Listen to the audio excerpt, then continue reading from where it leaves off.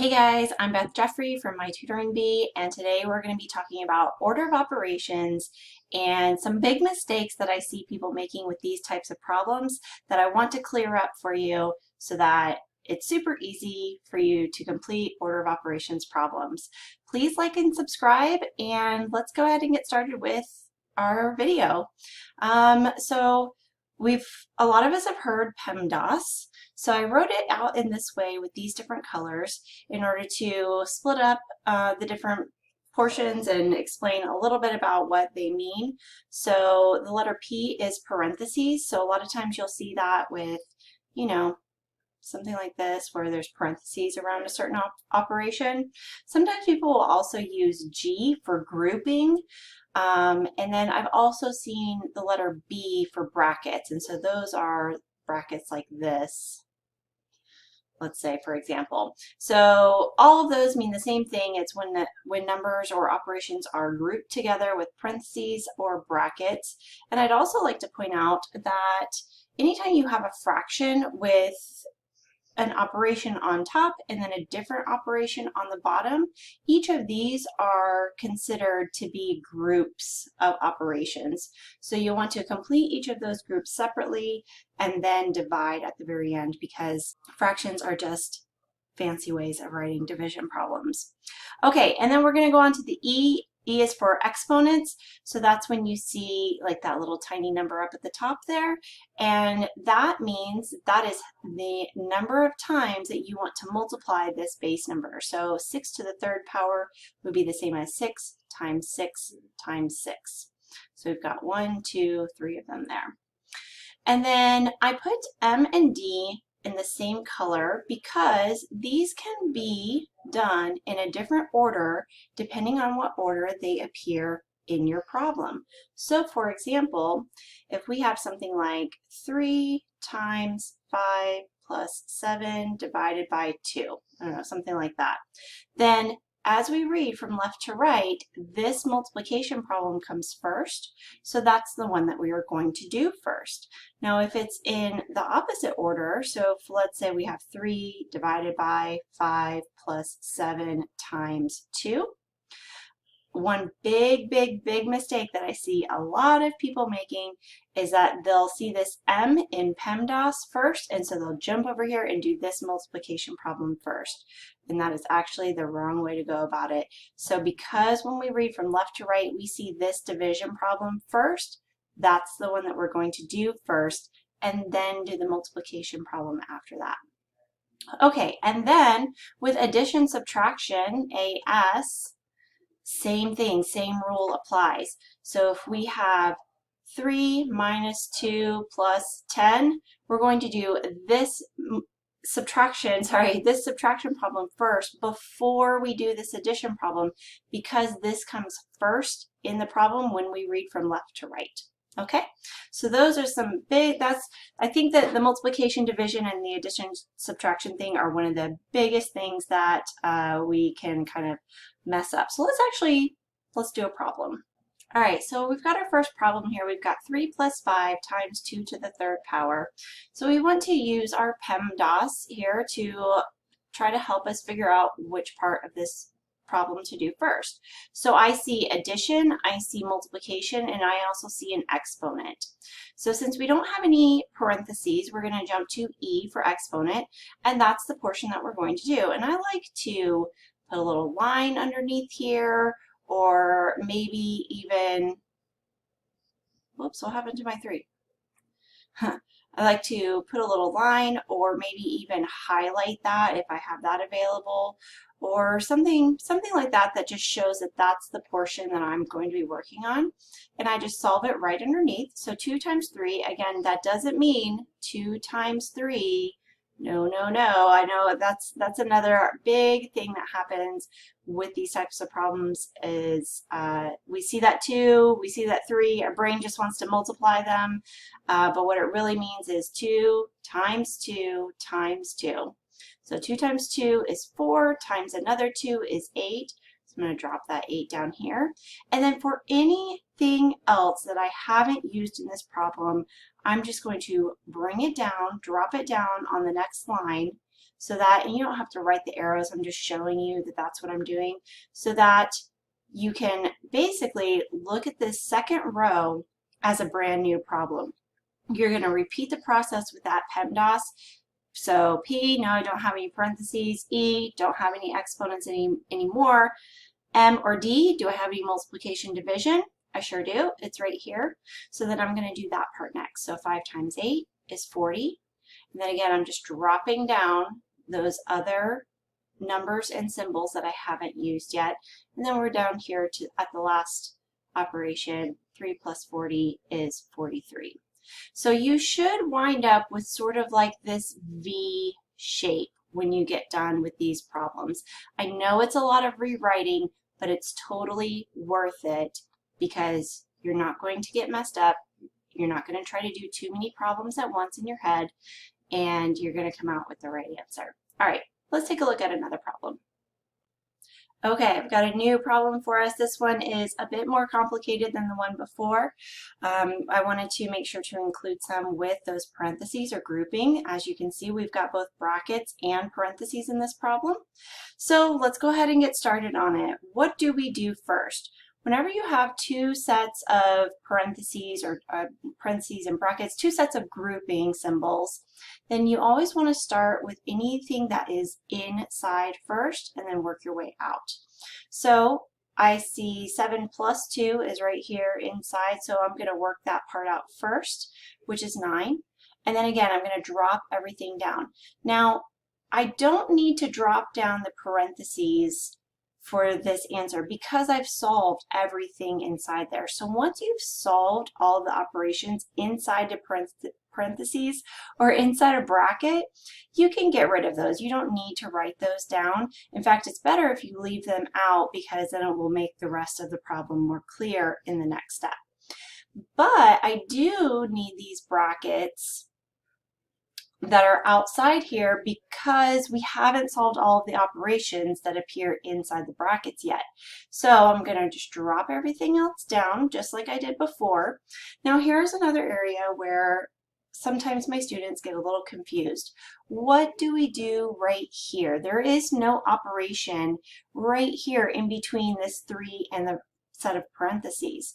So what that means is always multiply. Whenever you have a number that's just smooshed up against the parentheses or brackets and there's no operation symbol there, you know that it always means multiply. So I'm just going to write that in, a little multiplication symbol, and then also drop down my 10 squared. Okay, so now we're not looking at this top row anymore. We're looking at this second row as if it's a completely brand new problem, and we have to look at it with fresh eyes. What do we do next? Well, we still have those parentheses or brackets. I know they're brackets, but we still are going to need to solve what's inside of those first. But we have two operations inside there. We have a multiplication and we have a subtraction problem. So out of those two, which do we do first?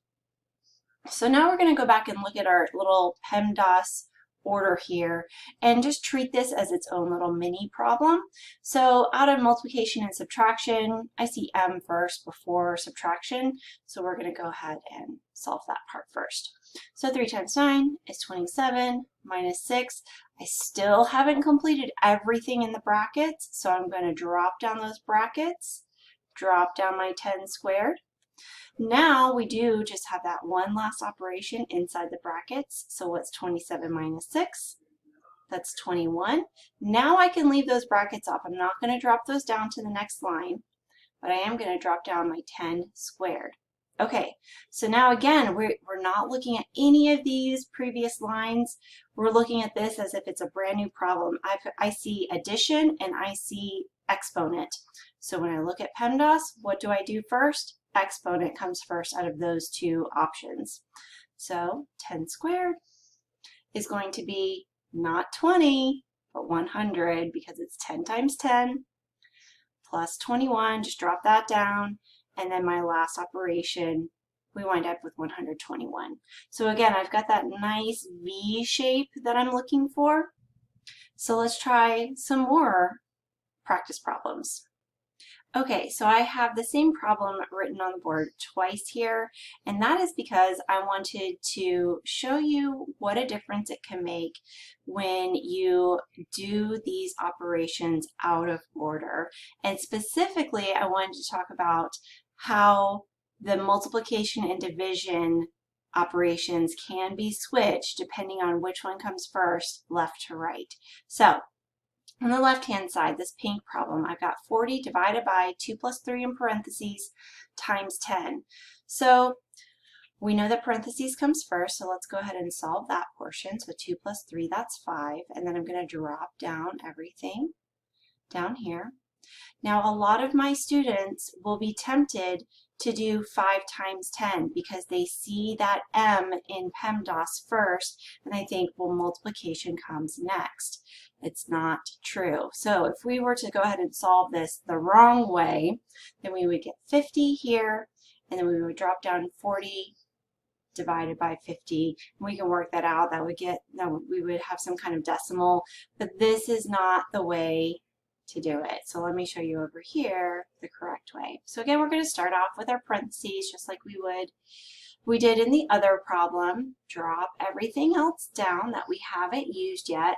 So now as I read this from left to right, I see this division first before I see this multiplication problem. So I'm going to solve that portion. So 40 divided by 5 is 8, and then I'm going to drop down my times 10, and then we get 80 when we solve that last portion. So I just really wanted to show you a side-by-side example of how it really will affect your answer when you do the problems out of order. Okay, the last problem example that I would like to show you, by the way, please feel free to pause and see if you can work these problems out on your own if you haven't already been doing that. It's a great way to practice and then be able to check your answers to see if you got it right. And I also wanted to mention that I just created a few new products that I have in my TPG store. I'll put a link down in the description for you guys with tons of order of operation practice, and not only just tons of practice, but practice that will have you just working out step by step so that you really can practice what each step of the process does when you're working through the problems. Okay, anyways, so I wanted to make sure that we had a problem that was in fraction form to practice with, because this can also kind of trip up some of my students because it can be kind of confusing at first. Basically, whenever you have operations that are in the numerator and operations that are in the denominator of a fraction, you're going to treat each of those as if they have their own set of parentheses. So the entire numerator has a set of parentheses in the entire denominator. It might not be written that way in the original problem, but sometimes it's just helpful just to write them in yourself, and that can really help you visually see what this problem is going to look like. Okay, so now let's start getting into solving it. So P, parentheses, we have a lot of those now, and you can do the top and the bottom simultaneously. Be very careful not to get too mixed up, because I really caution against trying to do too many different operations at one time. But because this entire thing is sort of separated by that line, you can treat these as two individual problems, one on top and one on bottom, until you get to a final answer. So let me show you what I mean by that.